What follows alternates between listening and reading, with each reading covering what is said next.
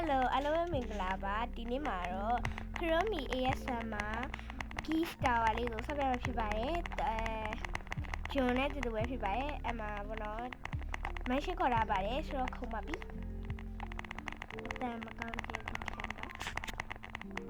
ပြီးရမနော်ပြောစရာရှိပါတယ် subscriber 400ပြေးလို့ရှိရင်အားလုံးကိုမဲဖောက်ပေးမှာဖြစ်ပါတယ်မဲဖောက်ပေးရပါတော့ PF လေးတွေ giveaway ပေးမှာပဲဖြစ်ပါတယ် PF လေးကတော့မပြသေးဘူးပေါ့နော်ပြရင်မနော်ယူ3လိုက်ကြမှာဆိုလို့ပါရှင်အဲ့ဒါကြောင့်မလို့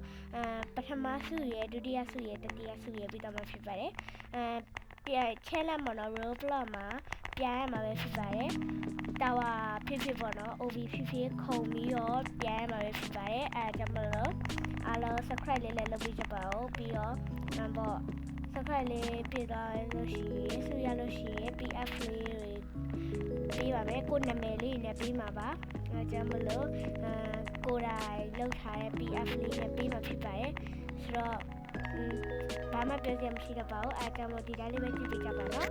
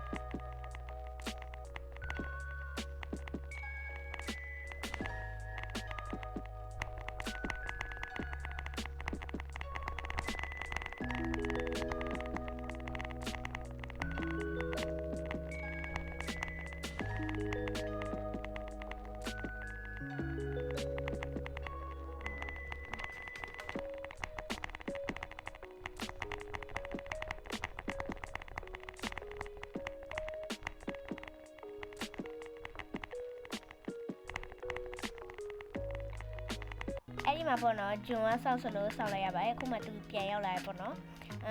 အခုကပေါ်ရပါပြီဆိုတော့အဲ့စုရရဲပေါ့နော်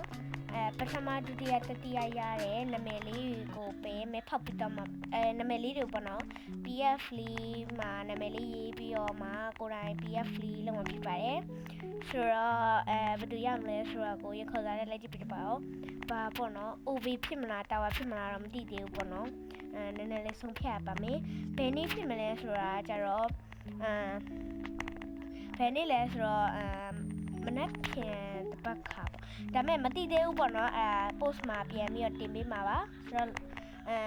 အဲ့လိုဆိုလို့ရှိရင်လည်းပေါ့နော်အကောင့်လေးကိုနောက်ဆုံးမှာပြပေးထားပါတယ်